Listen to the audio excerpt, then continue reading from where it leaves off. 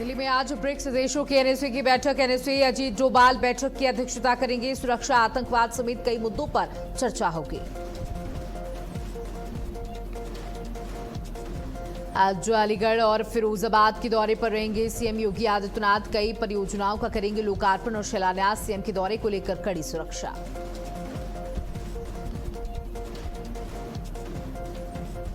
मैनपुरी में भरभराकर गिरा निर्माणाधीन मकान का लेंटर। हादसे में एक मजदूर की मौत हुई, कई मजदूर घायल, अस्पताल में भर्ती।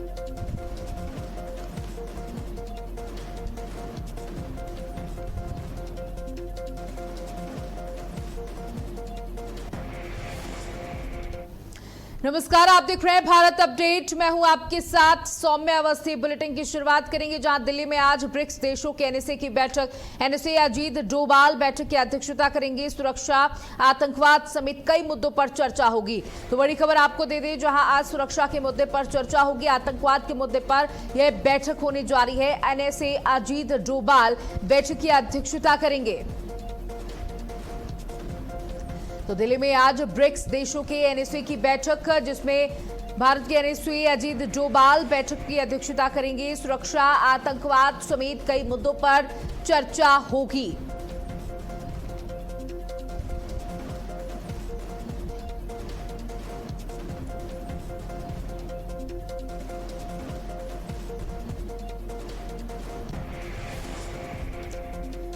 तो बता दें कि दिल्ली में आज ब्रिक्स देशों के एनएसए की बैठक होने जा रही है और इस बैठक की अध्यक्षता अजीत डोभाल करेंगे। एनएसए अजीत डोभाल करेंगे और इस बैठक में सुरक्षा के लिहाज से आतंकवाद के मुद्दे पर चर्चा होगी। किस तरीके से सीमाओं की रक्षा करना है और भारत अपनी बात रखेगा ब्रिक्स देशों के सामने। और आज बता दें कि इस बैठक की अध्यक्षता भी एनएसए अजीत डोभाल करेंगे। बता दें कि भारत के डिप्लोमेट हैं अजीत डोभाल, और अजीत डोभाल आज बैठक की अध्यक्षता करने जा रहे हैं ब्रिक्स देशों के साथ। बता दें कि ब्रिक्स एक समूह है और इस बार इस बैठक की अध्यक्षता भारत कर रहा है। इस बैठक की अध्यक्षता अजीत डोभाल करेंगे। देखिए, ये काफी बड़ी बात है और आपको बता दें कि इस बैठक में भारत अपनी सीमाओं को लेकर, साथ ही आतंकवाद को लेकर, अपनी सुरक्षा को लेकर तमाम मुद्दे रखेगा, तमाम पॉइंट्स रखेगा।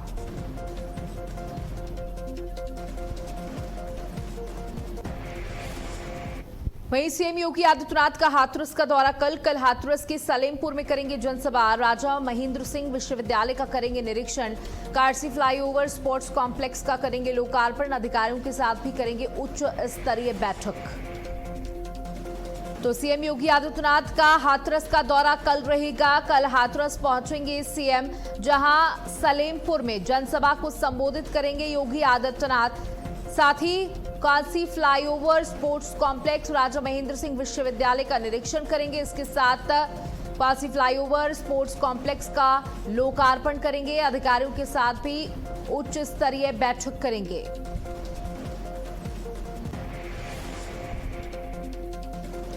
सीएम योगी आदित्यनाथ का हाथरस का दौरा कल रहने वाला है और कल दौरे के दौरान कालसी फ्लाईओवर, स्पोर्ट्स कॉम्प्लेक्स का लोकार्पण करेंगे। अधिकारियों के साथ भी उच्च स्तरीय बैठक करेंगे।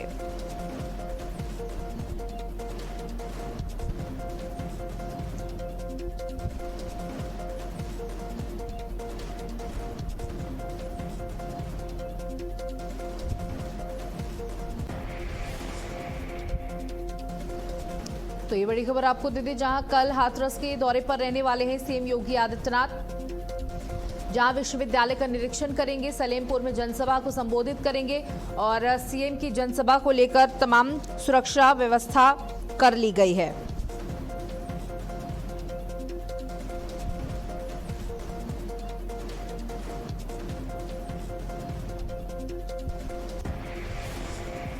वहीं वर्षा ऋतु आने से पहले सीएम ने लिखी पार्टी वर्षा ऋतु नव सृजन लेकर आती है।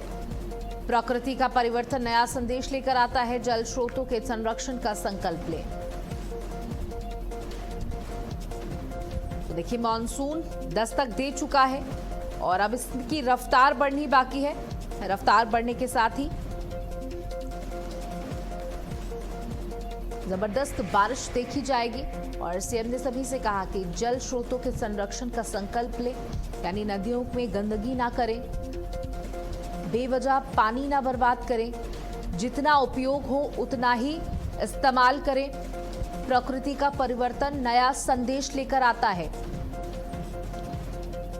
सीएम ने कहा कि जैसे ही मॉनसून आता है कई फसलें उगती हैं, फल होते हैं और मौसम बदलता है, हरियाली चारों ओर देखने को मिलती है, अच्छा वातावरण हो जाता है और इतनी तपती गर्मी में जो जमीन तप रही होती है उसे शांति मिलती है। सीएम ने कहा कि जो स्रोत हैं जल के, उन्हें संरक्षित करने का संकल्प ले, उन्हें बर्बाद ना करें। सीएम ने संदेश दिया कि रेन वाटर हार्वेस्टिंग जैसी चीजों को अपनाएं, यानी किसी भी तरीके से, किसी भी रूप से जल का संरक्षण करें, क्योंकि जल ही जीवन है। तो जल स्रोतों के संरक्षण का संकल्प ले। बता दें कि मानसून दस्तक दे चुका है, अब मानसून को रफ्तार पकड़ना बाकी है और इस रफ्तार के साथ ही लोगों को इतनी गर्मी से बड़ी राहत जरूर मिलेगी, साथ ही किसानों को बड़ी राहत मिलेगी।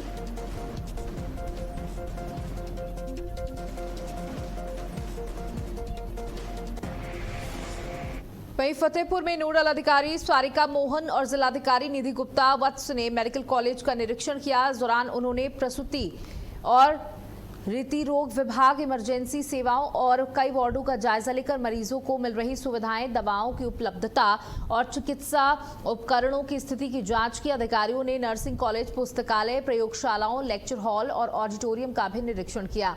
निरीक्षण के दौरान साफ सफाई, सुरक्षा व्यवस्था, स्वास्थ्य सेवाओं की गुणवत्ता पर विशेष जोर दिया गया। साथ ही मरीजों को बेहतर और समयबद्ध उपचार उपलब्ध कराने के निर्देश दिए गए।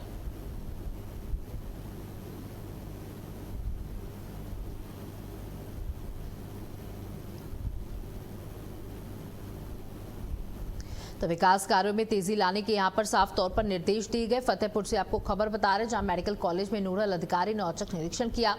निरीक्षण के दौरान उन्होंने तमाम खामियां भी पाई, जिसको दुरुस्त करने के लिए तुरंत आदेश जारी किया।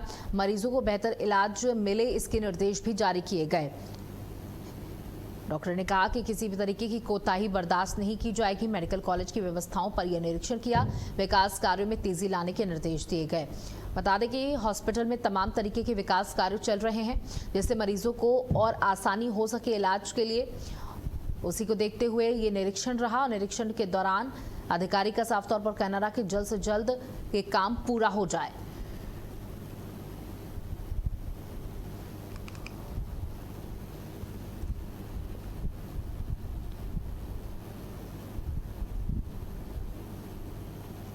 मेडिकल कॉलेज में नोडल अधिकारी का निरीक्षण, स्वास्थ्य सेवाओं की गुणवत्ता पर जोर दिया।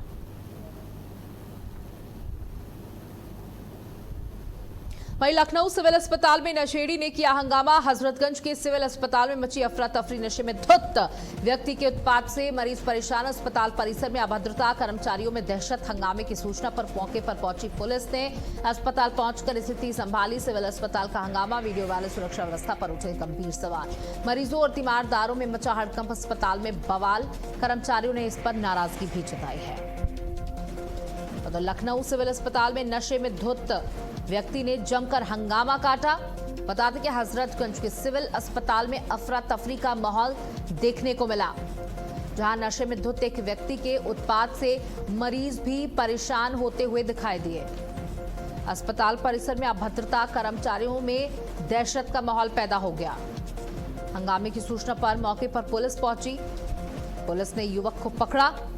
पुलिस ने अस्पताल पहुंचकर स्थिति को किसी भी हाल में संभालने की कोशिश की।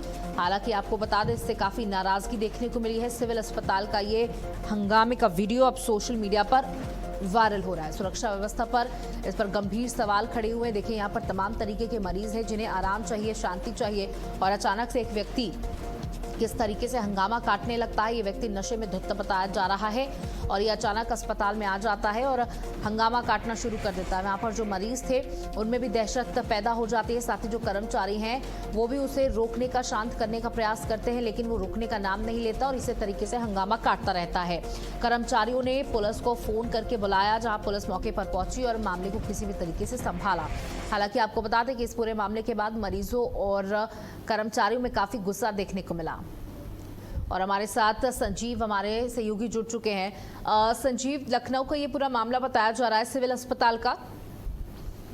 बिल्कुल, ये पूरा मामला जो है हजरतगंज स्थित श्यामा प्रसाद मुखर्जी सिविल अस्पताल का है, जहां पर कि देर रात जो है एक शराबी जो है अस्पताल में घुस गया और उसके बाद जो जमकर उसने जो है हंगामा किया, जिसकी वजह से जो मरीज थे उनको भी परेशानी हुई और जो तमरदार थे उनको भी परेशानी हुई, जो डॉक्टर नर्स थे उनको भी काफी ज्यादा दिक्कतों का सामना करना पड़ा। जिस तरह से कि आप देख भी सकते हैं वीडियो में कि जब कोई उसको समझाने जा रहा है तो वो हाथ में जो है शीशे का एक टुकड़ा लिए हुए है और जो है उन पर वार करने की कोशिश भी कर रहा है। जो भी लोग समझाने जा रहे हैं तो लोग अपना भी जो बचाव करते हुए उसको समझाने की कोशिश कर रहे थे, लेकिन काफी देर तक जो हंगामा होता रहा तो पुलिस को इसको सूचना दी गई। तो मौके पर पहुंची पुलिस ने जो है किसी तरह से जो शराबी था उसको अपनी गिरफ्त में लिया और उसको ले जाके जो उसका मेडिकल कराने के लिए भेज दिया गया था। कहा जा सकता है इस घटना के बाद से जो है सिविल अस्पताल में काफी अफरा तफरी का माहौल बना हुआ था। लोग भी काफी ज्यादा दहशत में थे कि कहीं ऐसा ना हो कि जो शराबी था उसके हाथ में जो शीशे का टुकड़ा था वो किसी को उससे चोट ना लग जाए या किसी से वो वार ना कर दे। इन सभी चीजों का भी ध्यान रखते हुए जो लोग थे, तीमारदार थे, डॉक्टर थे, वो अपने आप को बचाते हुए जो है पुलिस को उसकी सूचना दी और पुलिस ने जो है मौके से उसको पकड़ के मेडिकल कराने। चाहूंगी कि कितने बजे का ये पूरा मामला है?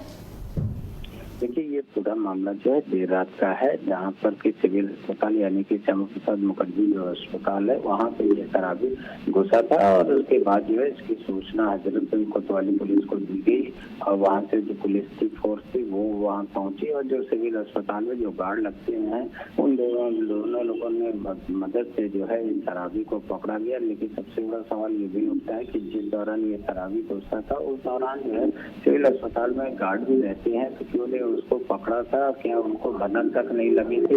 तो कई ऐसी चीजें हैं जिसको लेकर जो है पुलिस गार्ड से भी पूछताछ करी। इसके अलावा जो शराबी है उसको फिलहाल जो है पुलिस ने हिरासत में ले रखा है और मेडिकल के लिए भेज दिया गया है। जी, बहुत बहुत शुक्रिया संजीव, हमारे साथ जुड़ने के लिए, तमाम जानकारियां साझा करने के लिए। वहीं प्रयागराज में नीट यूजी 2026 री एग्जाम को नकल विहीन, निष्पक्ष और पारदर्शी ढंग से कराने के लिए जिलाधिकारी मनीष कुमार वर्मा ने विभिन्न परीक्षा केंद्रों का निरीक्षण किया। उन्होंने इलाहाबाद विश्वविद्यालय, सीएवी इंटर कॉलेज समेत कई केंद्रों का दौरा कर सुरक्षा व्यवस्था, सीसीटीवी निगरानी और अभ्यर्थियों की जांच प्रक्रिया का जायजा लिया। डीएम ने प्रवेश व्यवस्था, पहचान सत्यापन, बैठने की व्यवस्था, पेयजल और बिजली जैसी सुविधाओं की भी समीक्षा की। उन्होंने अधिकारियों को शासन के निर्देशों का 100% पालन सुनिश्चित करने के निर्देश दिए। जिलाधिकारी ने कहा कि परीक्षा की शुद्धता और विश्वसनीयता बनाए रखना प्रशासन की सर्वोच्च प्राथमिकता है।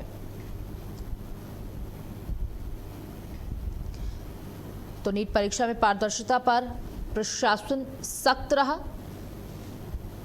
डीएम ने सीसीटीवी निगरानी का पूरे मामले में जायजा लिया।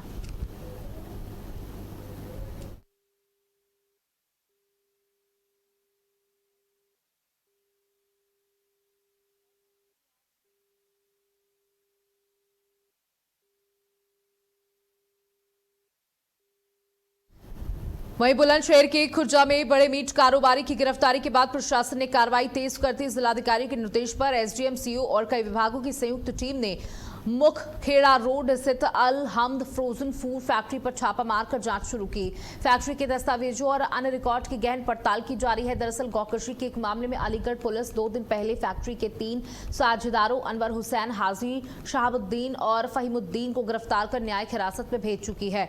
पुलिस के अनुसार 16 जनवरी को चंडौस क्षेत्र में एक पिकअप वाहन से 200 किलो प्रतिबंधित मांस बरामद हुआ था। तो गौकशी के मामले में जांच घेरे में अल हमद फैक्ट्री में दस्तावेजों की गहन जांच की जा रही है, जहां प्रतिबंधित मांस मामले में प्रशासन की बड़ी कार्रवाई देखी गई है।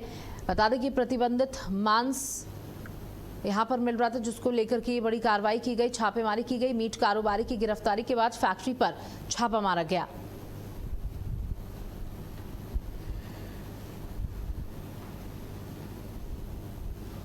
अलहम्द फैक्ट्री में दस्तावेजों की गहन जांच की जा रही है कि किन मानकों के आधार पर यह फैक्ट्री संचालित की जा रही थी। आप तस्वीरों में देख सकते हैं कि यह फैक्ट्री यहाँ पर मौजूद है, जिस पर छापेमारी की कार्रवाई की गई है। और बुलंदशहर से ये घटना आपको बता रहे हैं, मीट कारोबारी की गिरफ्तारी के बाद फैक्ट्री पर छापा। अलहम्द फैक्ट्री नाम से ये फैक्ट्री संचालित की जा रही थी, जिसके अब दस्तावेजों को भी खंगाला जा रहा है कि क्या ये मानकों के विपरीत फैक्ट्री संचालित की जा रही थी। दस्तावेजों की बता दें कि दस्तावेजों को तलाशा जा रहा है, दस्तावेजों की जांच की जा रही है। गौकशी मामले में जांच के घेरे में खुर्जा फैक्ट्री।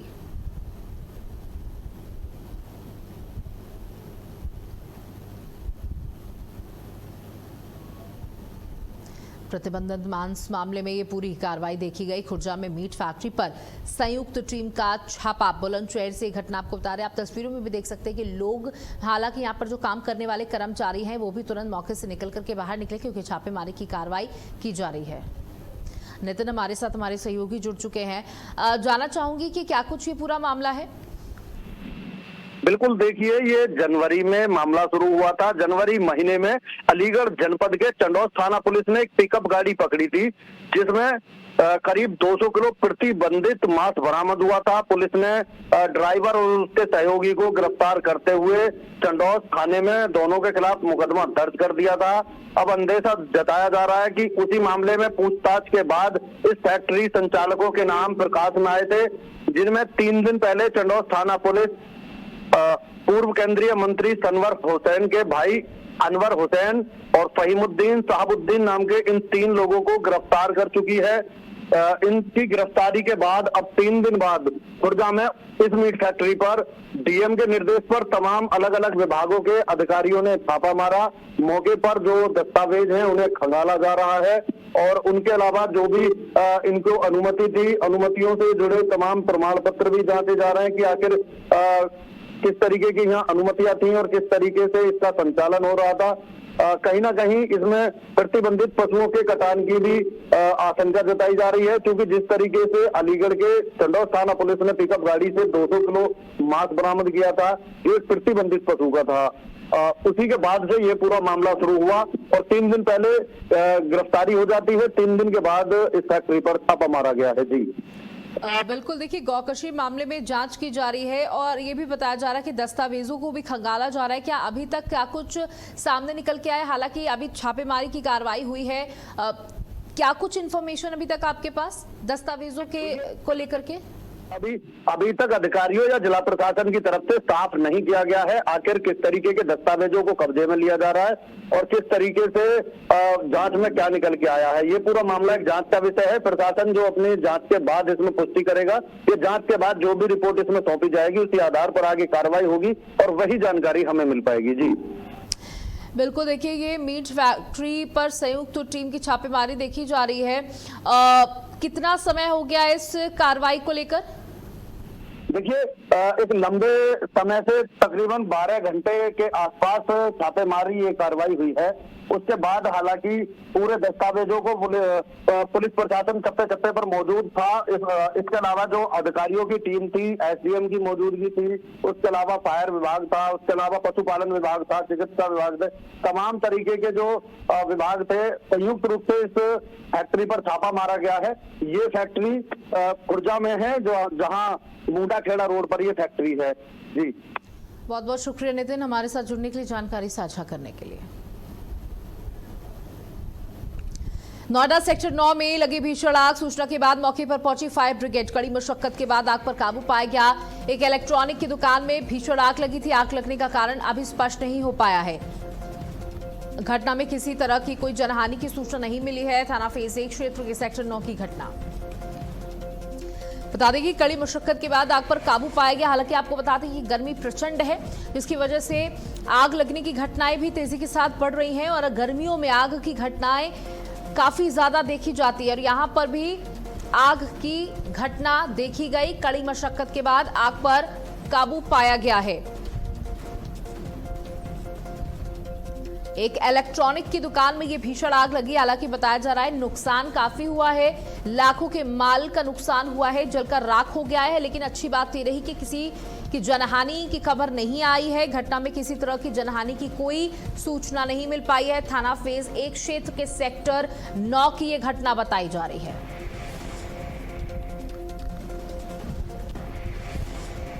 अब खबर आपको मैनपुरी से दे दी, जहां भरभरा कर गिरा निर्माणाधीन मकान का लेंटर डालते समय हुआ बड़ा हादसा। हादसे में एक मजदूर की मौत हो गई, कई मजदूर घायल हो गए, अस्पताल में भर्ती। मौके पर मचा अफरा तफरी का माहौल। जेसीबी मशीन से हटाया जा रहा लेंटर का मलबा।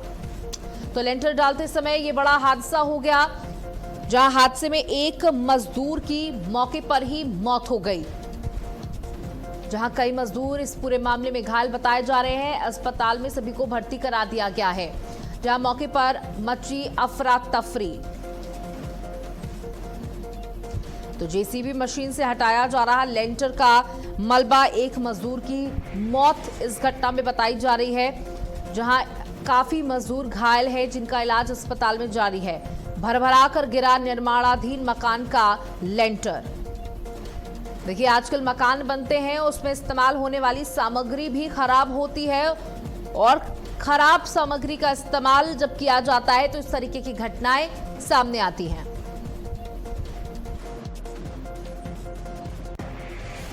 तरीके से ये हादसा हुआ और क्या एक सुरेंद्र फौजी जी का ये निर्माणाधीन वो था दुकान थी, जिसमें आज लेंटर डाला गया। तो लेंटर कंप्लीट होने ही वाला था कि एकाएक जो है वो भरभरा करके गिर पड़ा, जिसमें 3 लोग दबे हुए थे, जिनको निकाल करके अस्पताल भिजवाया गया है। और इसमें और कोई दबाव न हो, इस बिंदु को पर जो है पड़ताल के लिए यहाँ मलबे को हटवाया जा रहा है। राहत बचाव का कार्य चल रहा है और मौके पर एसडीएम साहब, मैं, तहसीलदार साहब, एसएचओ सभी लोग मौजूद हैं। तो हादसे में एक मजदूर की मौत बताई जा रही है और कई मजदूर इस पूरे मामले में घायल हैं। आप देख सकते हैं कि मौके पर बड़ी संख्या में लोग मौजूद हैं, क्योंकि अचानक से ये निर्माणाधीन मकान भरभरा कर गिर पड़ा और मलबा, चारों तरफ मलबा ही मलबा देखा जा रहा है। आप देख सकते हैं कि एक मजदूर की मौत से पूरे सनसनी फैल चुकी है, हड़कंप मचा हुआ है। अब जेसीबी की मदद से लेंटर को हटाया जा रहा है। ये निर्माणाधीन मकान था। देखिए, आमतौर पर ये शिकायतें सामने आती हैं कि जो सामग्री इस्तेमाल की जा रही थी वो खराब थी, लेकिन कई लोगों की शिकायत ये भी है कि जो सामग्री अच्छे पैसे में भी खरीदी जा रही है, यानी ब्रांडेड सामग्री खरीदी जा रही है, सीमेंट खरीदी जा रही है, उसमें भी धांधली है। इस वजह से स्ट्रक्चर पूरी तरीके से खोखले बनते हैं और इस तरीके के बड़े हादसे हो जाते हैं। हादसे में एक मजदूर की मौत पूरे मामले में बताई जा रही है, कई मजदूर घायल हैं, अस्पताल में भर्ती हैं।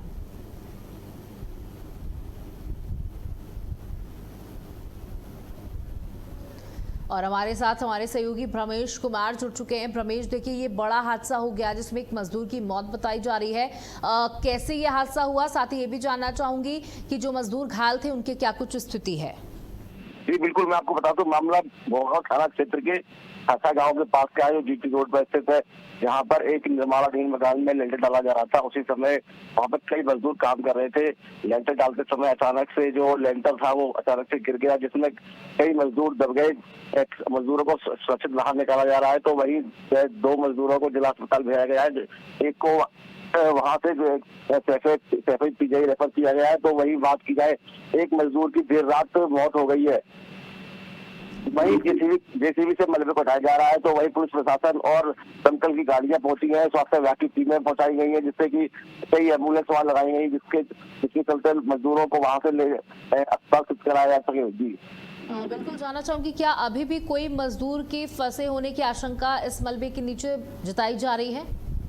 जी नहीं, अब वहाँ पे सब सफाई कर दी गई है। पूरी रात देर रात तक वहाँ पे कार्रवाई की गई है, जिसके चलते पूरा सफाई की गई है। वहाँ पे अभी कोई मजदूर वहाँ फंसा हुआ नहीं है।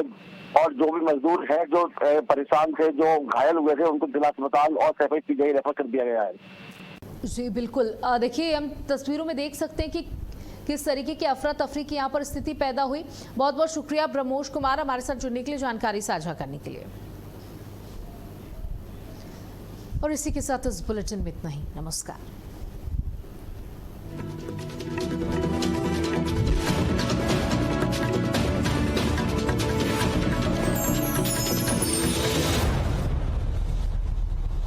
समाचार जगत में सफलता सिर्फ खबरों से नहीं बल्कि मजबूत संचालन और दूरदर्शी नेतृत्व से बनती है।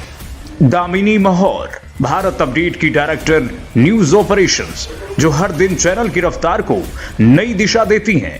न्यूज ऑपरेशंस की हर बारीकी पर उनकी गहरी पकड़ और निर्णयों में उनकी सटीकता भारत अपडेट को विश्वसनीयता की नई ऊंचाइयों तक ले जा रही हैं।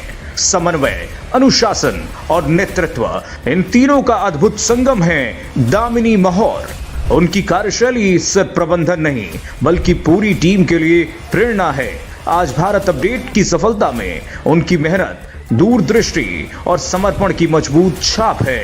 दामिनी महौर एक ऐसा नेतृत्व जो खबरों को सिर्फ संचालित नहीं बल्कि उन्हें प्रभावशाली पहचान देता है। जब हर मुद्दे को ब्लैक एंड व्हाइट बताया जाएगा, तब सच के बाकी रंग कौन दिखाएगा? जल्द आ रहा है सिर्फ भारत अपडेट पर। खबरों की दुनिया में भारत अपडेट न्यूज चैनल की धमाकेदार एंट्री। आपका अपना चैनल भारत अपडेट अब आप देख सकते हैं टाटा प्ले के चैनल नंबर 574 और जियो टीवी के चैनल नंबर 2070 पर 24 घंटे 7 दिन। जब हर मुद्दे को ब्लैक एंड व्हाइट बताया जाएगा, तब सच के बाकी रंग कौन दिखाएगा? जल्द आ रहा है सिर्फ भारत अपडेट पर। खबरों की दुनिया में भारत अपडेट न्यूज चैनल की धमाकेदार एंट्री।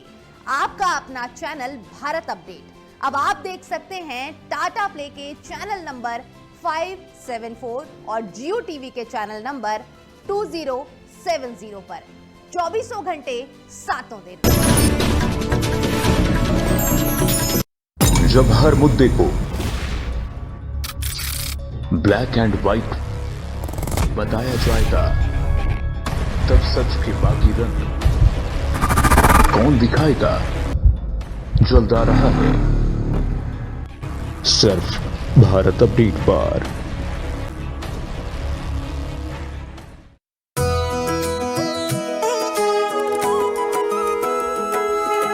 गंगा पुकारे आओ रे, हर हर शंभु गाओ रे। हरिद्वार में कुंभ सजे, श्रद्धा की डुबकी लगाओ रे। हर हर गंगे गंगे हर हर गंगे। भस्म रमाए साधु चल रहे, गूंजे शिव के नाम। गंग किनारे दिव्य अलौकिक ओजस पूरा धाम। युगों युगों का पर्व ये पावन, मिलकर सभी मनाओ रे। हरिद्वार में कुंभ सजे, श्रद्धा की डुबकी लगाओ रे। हर हर गंगे गंगे हर हर गंगे। 14 जनवरी 2027 से हरिद्वार में सजेगा आस्था, अध्यात्म और सनातन चेतना का विराट संगम। आइए इस दिव्य महापर्व के साक्षी बने। खबरों की दुनिया में भारत अपडेट न्यूज चैनल की धमाकेदार एंट्री। आपका अपना चैनल भारत अपडेट अब आप देख सकते हैं टाटा प्ले के चैनल नंबर 574 और जियो टीवी के चैनल नंबर 2070 पर 24 घंटे 7 दिन।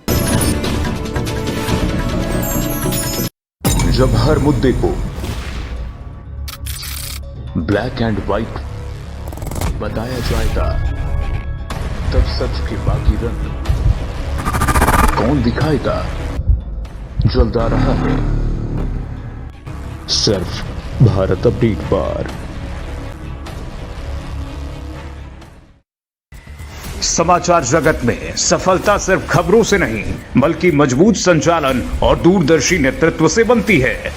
दामिनी महौर, भारत अपडेट की डायरेक्टर न्यूज ऑपरेशंस, जो हर दिन चैनल की रफ्तार को नई दिशा देती हैं। न्यूज ऑपरेशंस की हर बारीकी पर उनकी गहरी पकड़ और निर्णयों में उनकी सटीकता भारत अपडेट को विश्वसनीयता की नई ऊंचाइयों तक ले जा रही हैं। समन्वय, अनुशासन और नेतृत्व, इन तीनों का अद्भुत संगम है दामिनी महौर। उनकी कार्यशैली सिर्फ प्रबंधन नहीं बल्कि पूरी टीम के लिए प्रेरणा है। आज भारत अपडेट की सफलता में उनकी मेहनत, दूरदृष्टि और समर्पण की मजबूत छाप है। दामिनी महौर एक ऐसा नेतृत्व जो खबरों को सिर्फ संचालित नहीं बल्कि उन्हें प्रभावशाली पहचान देता है। जब हर मुद्दे को ब्लैक एंड व्हाइट बताया जाएगा, तब सच के बाकी रंग कौन दिखाएगा? जल्द आ रहा है सिर्फ भारत अपडेट पर। खबरों की दुनिया में भारत अपडेट न्यूज चैनल की धमाकेदार एंट्री। आपका अपना चैनल भारत अपडेट अब आप देख सकते हैं टाटा प्ले के चैनल नंबर 574 और जियो टीवी के चैनल नंबर 2070 पर 24 घंटे 7 दिन। जब हर मुद्दे को ब्लैक एंड व्हाइट बताया जाएगा, तब सच के बाकी रंग कौन दिखाएगा? जल्द आ रहा है सिर्फ भारत अपडेट पर। खबरों की दुनिया में भारत अपडेट न्यूज चैनल की धमाकेदार एंट्री। आपका अपना चैनल भारत अपडेट अब आप देख सकते हैं टाटा प्ले के चैनल नंबर 574 और जियो टीवी के चैनल नंबर 2070 पर 24 घंटे 7 दिन। जब हर मुद्दे को ब्लैक एंड व्हाइट बताया जाएगा, तब सच के बाकी रंग कौन दिखाएगा? जल्द आ रहा है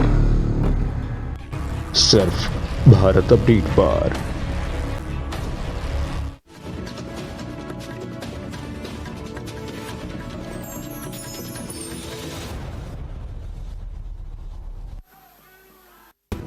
जगत में सफलता सिर्फ खबरों से नहीं बल्कि मजबूत संचालन और दूरदर्शी नेतृत्व से बनती है। दामिनी महौर भारत अपडेट की डायरेक्टर न्यूज ऑपरेशंस, जो हर दिन खबरों की दुनिया में भारत अपडेट न्यूज चैनल की धमाकेदार एंट्री।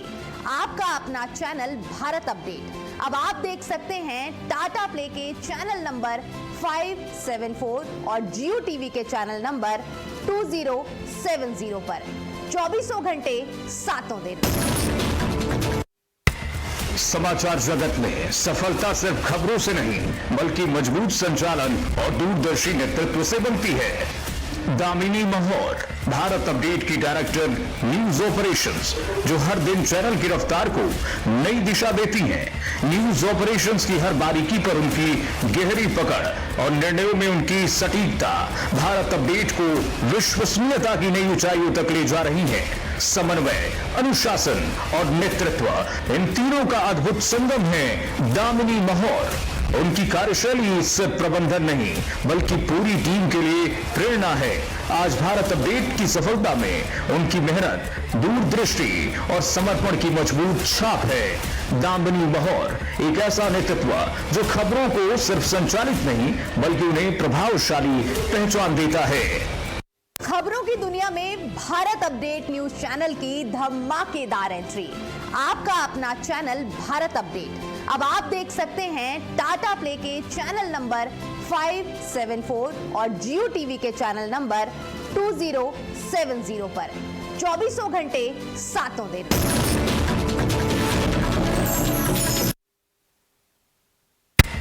समाचार जगत में सफलता सिर्फ खबरों से नहीं बल्कि मजबूत संचालन और दूरदर्शी नेतृत्व से बनती है। दामिनी महौर भारत अपडेट की डायरेक्टर न्यूज ऑपरेशंस, जो हर दिन चैनल की रफ्तार को नई दिशा देती हैं। न्यूज ऑपरेशंस की हर बारीकी पर उनकी गहरी पकड़ और निर्णयों में उनकी सटीकता भारत अपडेट को विश्वसनीयता की नई ऊंचाइयों तक ले जा रही है। समन्वय, अनुशासन और नेतृत्व, इन तीनों का अद्भुत संगम है दामिनी महौर। उनकी कार्यशैली सिर्फ प्रबंधन नहीं बल्कि पूरी टीम के लिए प्रेरणा है। आज भारत अपडेट की सफलता में उनकी मेहनत, दूरदृष्टि और समर्पण की मजबूत छाप है। दामिनी महौर एक ऐसा नेतृत्व जो खबरों को सिर्फ संचालित नहीं बल्कि उन्हें प्रभावशाली पहचान देता है। खबरों की दुनिया में भारत अपडेट न्यूज चैनल की धमाकेदार एंट्री। आपका अपना चैनल भारत अपडेट अब आप देख सकते हैं टाटा प्ले के चैनल नंबर 574 और जियो टीवी के चैनल नंबर 2070 पर 24 घंटे 7 दिन।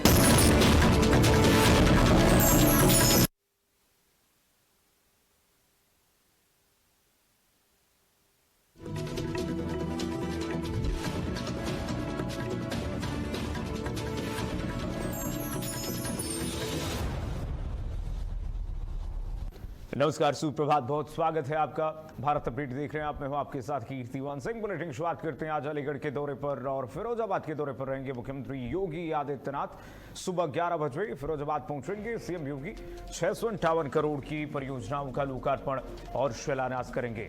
मुख्यमंत्री योगी आदित्यनाथ का 2 जिलों का दौरा है। फिरोजाबाद और अलीगढ़ में मुख्यमंत्री रहेंगे। सुबह 11 बजे फिरोजाबाद में रहेंगे। 658 करोड़ की परियोजनाओं का लोकार्पण और शिलान्यास मुख्यमंत्री के कर कमलों द्वारा होने वाला है। पीएम आवास योजना के लाभार्थियों को चाबी भी सौंपेंगे मुख्यमंत्री। दोपहर 4 बजे अलीगढ़ में सीएम योगी आदित्यनाथ जनसभा करेंगे। 462 करोड़ की परियोजनाओं का लोकार्पण और शिलान्यास। योजनाओं के लाभार्थियों को वितरित करेंगे प्रमाण पत्र। तो पीएम आवास योजना के लाभार्थियों को सौंपेंगे मुख्यमंत्री योगी आदित्यनाथ चाबी और योजनाओं के लाभार्थियों को प्रमाण पत्र भी वितरित करेंगे। संवाद भी करेंगे। मुख्यमंत्री योगी आदित्यनाथ का यह मैराथन दौरा है। आज 2 जिलों का यह मैराथन दौरा। मुख्यमंत्री योगी आदित्यनाथ आज 2 जिलों के दौरे पर रहेंगे। सीएम योगी आदित्यनाथ आज अलीगढ़ और फिरोजाबाद में कई परियोजनाओं का लोकार्पण और शिलान्यास करने वाले हैं। सुबह 11 बजे फिरोजाबाद में मुख्यमंत्री की उपस्थिति रहेगी। मुख्यमंत्री योगी आदित्यनाथ आज प्रमाण पत्र भी वितरित करेंगे। लोकार्पण शिलान्यास कार्यक्रम में भी मौजूद रहेंगे। करीब 462 करोड़ की परियोजनाओं का लोकार्पण शिलान्यास मुख्यमंत्री कर कमलों द्वारा इन दोनों जिलों में होने वाला है। हमारे साथ ब्यूरो चीफ लखनऊ संजीव सिंह जुड़ गए हैं फोन लाइन पर। संजीव, बताइए, आज मुख्यमंत्री योगी आदित्यनाथ का 2 जिलों का दौरा, क्या क्या कार्यक्रम प्रस्तावित है? संजीव। बिल्कुल सही कहा आपने कि आज उत्तर प्रदेश के मुख्यमंत्री योगी आदित्यनाथ का जो उत्तर प्रदेश के 2 जिलों का दौरा है, फिरोजाबाद और इसके अलावा जो है अलीगढ़। सबसे पहले वो फिरोजाबाद जाएंगे जहां पर कि 658 करोड़ रुपए की लागत से करीब 81 विकास परियोजनाओं का लोकार्पण और शिलान्यास करेंगे। इसके अलावा जो है प्रधानमंत्री आवास योजना के शहरी लाभार्थियों को जो है चाबी भी बांटेंगे। साथ ही विभिन्न योजनाओं के जो लाभार्थी उनको प्रमाण पत्र, चेक और उपकरण जो है वितरित करेंगे। इस मौके पर ये कहा जा सकता है कि गन्ना विकास एवं चीनी मिल मंत्री श्री लक्ष्मी नारायण चौधरी मौजूद रहेंगे। पर्यटन एवं संस्कृति मंत्री जयवीर सिंह रहेंगे। कामी राठौर जो कि फिरोजाबाद की महापौर है। इसके अलावा जिला पंचायत अध्यक्ष हर्षिता सुमित प्रताप सिंह समेत जो है अन्य लोग उपस्थित रहेंगे। फिरोजाबाद में जिस तरह से जो लोकार्पण है वो 141 करोड़ से जो है 19 विकास परियोजनाओं का है। इसके अलावा जो है अगर शिलान्यास की बात की जाए तो 67 करोड़ रुपए की लागत से जो है 22 विकास परियोजनाओं का जो है शिलान्यास है। वहीं कुंडला में जो है 94 करोड़ रुपए की लागत से जो है 14 विकास परियोजनाओं का लोकार्पण है, जबकि 358 करोड़ की लागत से जो है 26 विकास परियोजनाओं का जो है शिलान्यास है। ये कार्यक्रम जो है फिलहाल जो है फिरोजाबाद में रहेगा। इसके अलावा अगर अलीगढ़ की बात की जाए, यानी कि ताला नगरी अलीगढ़ की अगर बात की जाए तो 462 करोड़ रुपए की लागत से जो है 85 विकास परियोजनाओं का लोकार्पण और शिलान्यास करेंगे और जन कल्याणकारी योजनाओं के जो लाभार्थी हैं उनको प्रमाण पत्र जो है उत्तर प्रदेश के मुख्यमंत्री योगी आदित्यनाथ के कर कमलों से दिया जाएगा। इस मौके पर भी जो है लक्ष्मी नारायण चौधरी, संदीप सिंह, सुरेंद्र दिले, विजय सिंह, प्रशांत सिंघल, सतीश कुमार गौतम, अनूप प्रधान, वाल्मीकि समेत अन्य लोग उपस्थित रहेंगे। तो ये कहा जा सकता है कि जो लोकार्पण कार्यक्रम है उसमें जो है नगर निगम को जो है 109 करोड़ रुपए के साथ परियोजनाएं दी जाएगी। इसके अलावा जो है 205 करोड़ रुपए की 2 परियोजनाएं जिनका कि उत्तर प्रदेश के मुख्यमंत्री योगी आदित्यनाथ शिलान्यास करेंगे। तो ये कहा जा सकता है कि अलीगढ़ और फिरोजाबाद के वासियों को आज विभिन्न विकास परियोजनाओं की जो है सौगात मिलने वाली है। जी संजीव, हम इसको ऐसे भी देख सकते हैं कि चुनाव से पहले पश्चिमांचल से लेकर के पूर्वांचल तक या फिर पूर्वांचल से लेकर के पश्चिमांचल तक जो मुख्यमंत्री योगी आदित्यनाथ जगह जगह परियोजनाओं की सौगात सौंप रहे हैं, खास करके फोकस जो इस वक्त पश्चिमांचल पर है, कहीं ना कहीं ये दर्शाता है कि कितना महत्वपूर्ण पश्चिमांचल है बीजेपी के लिए, अन्य पार्टियों के लिए भी।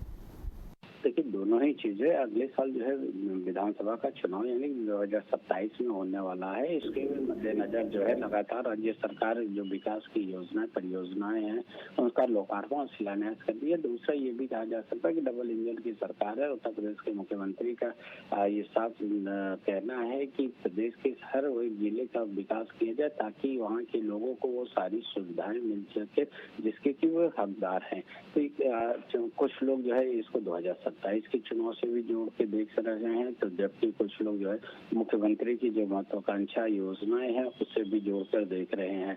लेकिन ये जरूर है कि जिस तरह से लोकार्पण और शिलान्यास हो रहा है उत्तर प्रदेश के विभिन्न जिलों में, तो उससे कहा जा सकता है कि वहाँ के लोग काफी ज्यादा लाभान्वित हो रहे हैं, क्योंकि अगर विकास होगा तो जिले का विकास होगा, लोगों का विकास होगा, समाज का विकास होगा।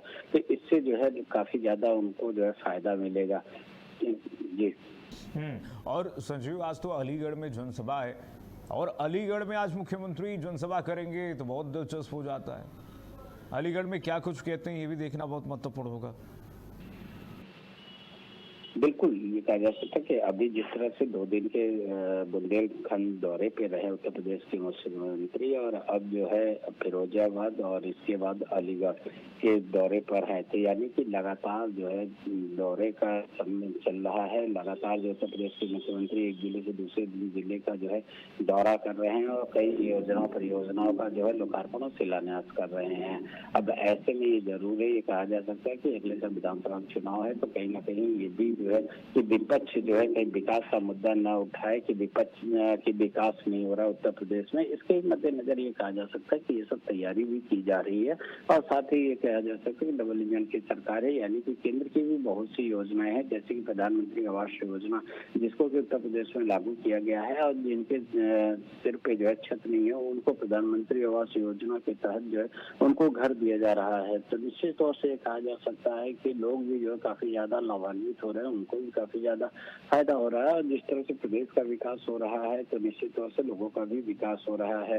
तो इन सब योजना लेकर जो है उत्तर प्रदेश के मुख्यमंत्री लगातार जो है उत्तर प्रदेश के विभिन्न जिले का दौरा कर रहे हैं और विकास की जो योजनाएं हैं परियोजनाएं हैं उनका लोकार्पण और शिलान्यास कर रहे हैं। जी और संजीव, ये भी महत्वपूर्ण है, मुख्यमंत्री योगी आदित्यनाथ उन जिलों में जनसभाएं कर रहे हैं और मंच से उन शब्दों का प्रयोग हो रहा है जिससे कि ये दिखाने की कोशिश की गई है मुख्यमंत्री की तरफ से कि पहले इन जिलों की क्या स्थिति थी पूर्ववर्ती सरकारों में, किस तरह से अराजकता माफिया राज था, चाहे वो आजमगढ़ हो चाहे अब अलीगढ़ हो।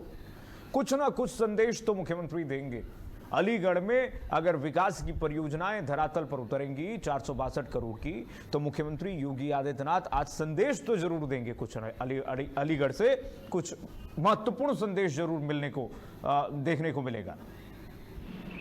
उत्तर प्रदेश के मुख्यमंत्री के जब भी स्पीच होता है तो काफी ज्यादा आक्रामक होता है, खास तौर से कहा जा सकता है कानून व्यवस्था का मुद्दा हो या फिर विकास का मुद्दा हो, वो जो विपक्ष उनके निशाने पे रहता है। क्योंकि सबको पता है कि अगर पूर्ववर्ती सरकार की बात की जाए यानी कि 2017 से बात के पहले की बात की जाए तो उत्तर प्रदेश की क्या स्थिति थी और आज जो है उत्तर प्रदेश की क्या स्थिति है, यानी कि विकास की जो है यहाँ पर बाहर है। और जबकि अगर 2017 से पहले की बात की जाए तो विकास जो है बहुत ज्यादा नहीं था, जिसकी वजह से लोगों को भी अच्छा खासा दिक्कतों का सामना करना पड़ता था। इसके अलावा कानून व्यवस्था की बात की जाए तो कानून व्यवस्था भी काफी ज्यादा चरमराई हुई थी। लेकिन योगी सरकार बनने के बाद सबसे पहले जब उन्होंने शपथ लिया था तो उन्होंने यही कहा था कि कानून व्यवस्था के साथ अगर कोई भी खिलवाड़ करता है तो उसको बख्शा नहीं जाएगा।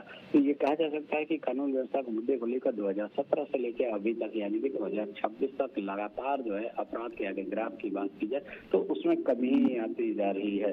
यानी कि जीरो टॉलरेंस की उन्होंने बात कही थी और उसको उन्होंने लगभग साबित भी कर दिया है कि अब अपराध जो है बहुत ही कम रह गया है। तो ये कह सकते हैं कि जब उनका स्पीच होगा उत्तर प्रदेश के मुख्यमंत्री का तो निश्चित तौर से जो है इनके निशाने पर कहीं ना कहीं समाजवादी पार्टी होगी और विकास का मुद्दा जरूर रहेगा। जी और यही मुख्यमंत्री योगी आदित्यनाथ अपनी यूएसपी बनाकर चल भी रहे हैं। मुख्यमंत्री कह रहे हैं कि अब उत्तर प्रदेश में वन डिस्ट्रिक्ट वन माफिया नहीं है, वन डिस्ट्रिक्ट वन प्रोडक्ट है। बहुत शुक्रिया संजीव आपका तमाम जानकारी साझा करने के लिए। संजीव हमारे साथ जुड़े हुए थे।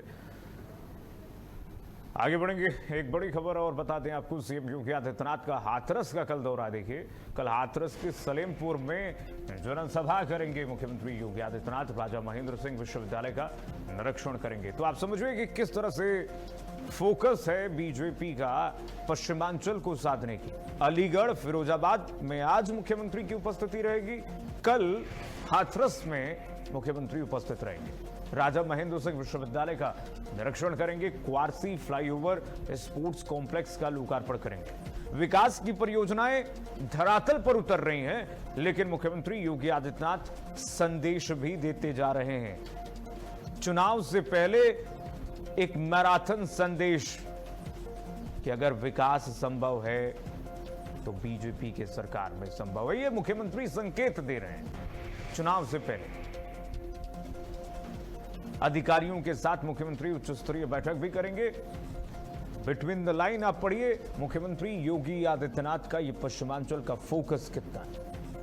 आज फिरोजाबाद अलीगढ़, कल हाथरस।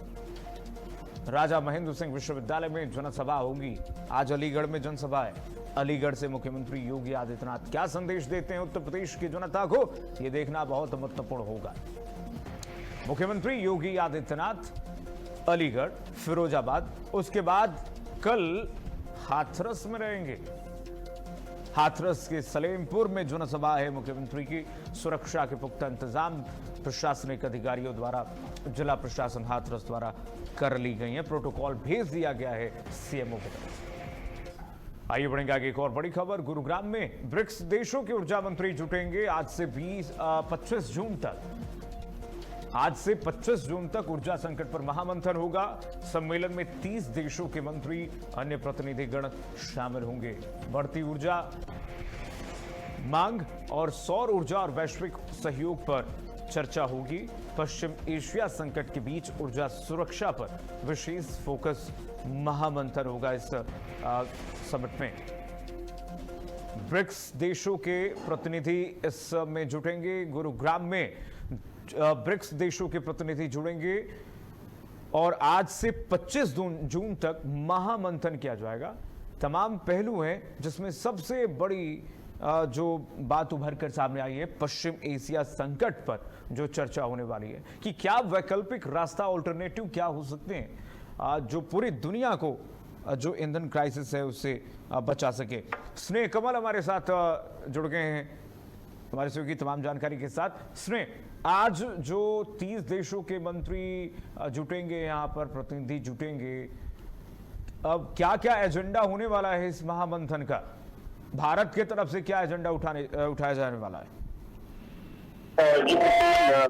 मेजबानी में सोमवार से ब्रिक्स देशों के राष्ट्रीय सुरक्षा सलाहकारों और कुछ देशों के जो है विदेश मंत्रियों को उच्च स्तरीय बैठक आज से शुरू हो 16वीं बैठक के शुरू हो रही है। 2 दिवसीय इस बैठक की अध्यक्षता भारत के सुरक्षा सलाहकार अजीत डोभाल करेंगे। सितंबर में प्रस्तावित ब्रिक्स शिखर सम्मेलन से पहले आयोजित इस बैठक में सदस्य देशों के बीच रणनीतिक सहमति बनाने की दिशा में यह महत्वपूर्ण बैठक का औपचारिक एजेंडा गैर पारंपरिक सुरक्षा चुनौतियां, आतंक रोधी सहयोग और नई प्रौद्योगिकी से जुड़े खतरों पर केंद्रित है। वही भारत और चीन के बीच संघारी सीमा गतिरोध से पृष्ठभूमि में एक अतिरिक्त महत्व प्रदान कर रही। विदेश मंत्रालय के अनुसार बैठक का मुख्य विषय दुनिया के सामने तेजी से उभर रही गैर पारंपरिक सुरक्षा चुनौतियां, सदस्य देशों के बीच बदलते वैश्विक सुरक्षा परिदृश्य, नई तकनीकों के दुरुपयोग से पैदा हो रहे खतरों और उनसे निपटने के विचार विमर्श करेंगे। इसके अलावा आतंकरोधी सहयोग, सूचना संचार प्रौद्योगिकी, सुरक्षित उपयोग, सूचना पर सुरक्षित उपयोग के लिए गठित समूह के निष्कर्ष की समीक्षा की जाएगी। बैठक में चीन का प्रतिनिधित्व उनके विदेश मंत्री, राष्ट्रीय सुरक्षा मामलों के उच्च स्तरीय प्रतिनिधिमंडल ये करेंगे। डोभाल के निमंत्रण पर भारत की यात्रा उनकी इस समय कोई जब पूर्वी क्षेत्र लद्दाख के वास्तविक नियंत्रण पर लंबे समय तनाव है। तो कुल मिलाकर दोनों देशों के बीच कूटनीतिक स्तर पर कई बातचीत के बावजूद कुछ विवादित मुद्दों पर सैनिकों की वापसी जरूर हुई है, लेकिन स्थिति तनावपूर्ण है। पूर्ण सैन्य वापसी और गश्त के अधिकारों को लेकर गतिरोध अभी भी कायम है।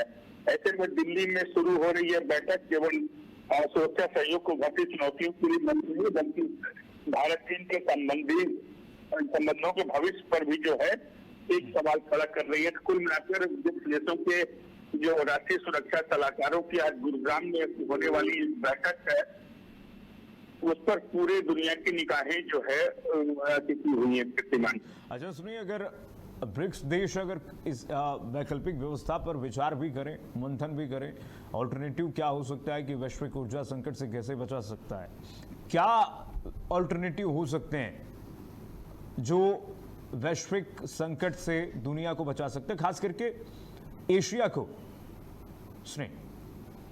जी कीर्तिमान, अगर वैश्विक ऊर्जा संकट की अगर बात करें, जिस तरह से जो है कल रात अमेरिका ईरान के बीच वार्ता से कुछ उम्मीदें जरूर बंधी थी, लेकिन ट्रंप की धमकी के बाद एक बार पुनः वार्ता विफल होती है, तो जो थोड़ी सी उम्मीदें इस बार देखी थी कि शायद हॉर्मुज का स्टेट जो है, हॉर्मुज जल डमरू मध्य खुल जाएगा।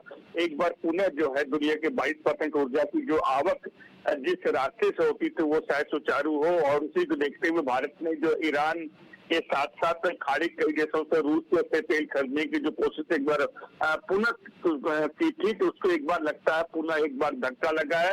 अब देखना एक बार पुनः यह होगा कि अमेरिका और ईरान के बीच वार्ता फिर से कब शुरू होती है। लेकिन उस बीच जिस तरह से रूस ने जो है दुनिया के तमाम देशों को सस्ते तेल देने की कोशिश की थी, उसके बावजूद उस पर भी अमेरिकी प्रतिबंधों का सामना करना पड़ रहा है। तो कुल हम कह सकते हैं ब्रिक्स देशों में दुनिया के जो बड़े देशों में शामिल जो है चीन है, सोवियत रूस है, भारत है, चीन है, ये जो देश शामिल है, अब देखना है कि ऊर्जा संकट को लेकर आपस में ये लोग क्या सहमति बनाते हैं। निश्चित रूप से सुनिए, बहुत शुक्रिया, बहुत धन्यवाद। तो गुरुग्राम में देखिए ब्रिक्स देशों के सभी ऊर्जा मंत्री जुटेंगे और सबसे महत्वपूर्ण एजेंडा जो आज होने वाला है, 25 जून तक होने वाला है, वो है कि वैश्विक संकट, जो ईंधन का संकट आया हुआ है, ऊर्जा का संकट आया हुआ है, उससे कैसे ये ब्रिक्स देश निपटेंगे, इस पर महामंथन होने वाला है। क्या कुछ निकल कर आएगा इसमें, ये देखना बहुत महत्वपूर्ण होगा। आगे बढ़ेंगे। मुंबई बेस्ट कर्मचारियों की हड़ताल खत्म हो गई है, जो खबर आ रही है कर्मचारियों के वेतन में बढ़ोतरी हो गई है और बड़ी राहत मिली है बेस्ट कर्मचारियों को। मुंबई के बेस्ट कर्मचारियों की हड़ताल खत्म हो गई है। स्थायी कर्मचारियों के वेतन में 3000 का इजाफा कर दिया गया है। अस्थायी कर्मचारियों का वेतन 2000 बढ़ाया गया है। ग्रेच्युटी राशि इसी वित्तीय वर्ष में दी जाएगी। यानी कि जिस मांग को लेकर के बेस्ट कर्मचारी लंबे समय से आंदोलनरत थे, परेशान थे और आंदोलन कर रहे थे, उनकी मांगें अब पूरी हुई हैं। बहुत हद तक नहीं, लेकिन कुछ हद तक उनको राहत मिल गई है। बेस्ट कर्मचारियों की हड़ताल इसी के साथ समाप्त हो गई। कर्मचारियों के वेतन में बढ़ोतरी हो गई है और जिसमें कहा जा रहा है कि जो परमानेंट कर्मचारी हैं उन्हें उनके वेतन में 3000 का इजाफा हुआ है। वहीं जो अस्थायी टेम्पररी हैं, कॉन्ट्रैक्चुअल हैं कर्मचारी, उनके वेतन में 2000 रुपए की बढ़ोतरी हुई है। ग्रेच्युटी राशि इसी वित्तीय वर्ष में दी जाएगी, क्योंकि देखिए मांग भी कर्मचारियों की, बेस्ट कर्मचारियों की थी कि जो कर्मचारी 5 वर्ष की अवधि को पार कर चुका है और सर्विस में है लगातार, उसकी ग्रेच्युटी बनती है, उस ग्रेच्युटी को दी जाए। और ये राशि भी इसी वित्तीय वर्ष में दी जाएगी, जो जानकारी मिल रही है। इन तमाम मांगों को लेकर के कर्मचारियों का यह प्रदर्शन लंबे समय से जारी था और बहुत सारी व्यवस्थाएं जो हैं चरमरा भी गई थी। लगातार आश्वासन पे आश्वासन दिया जा रहा था, लेकिन कर्मचारी मानने को तैयार नहीं थे। उनका कहना था कि हमारी कम से कम सतही तौर पर जो लंबे समय से मांग है उसको पूरा करे सरकार, एनडीएमसी या फिर जो भी कॉरपोरेशन है। उसके बाद जो है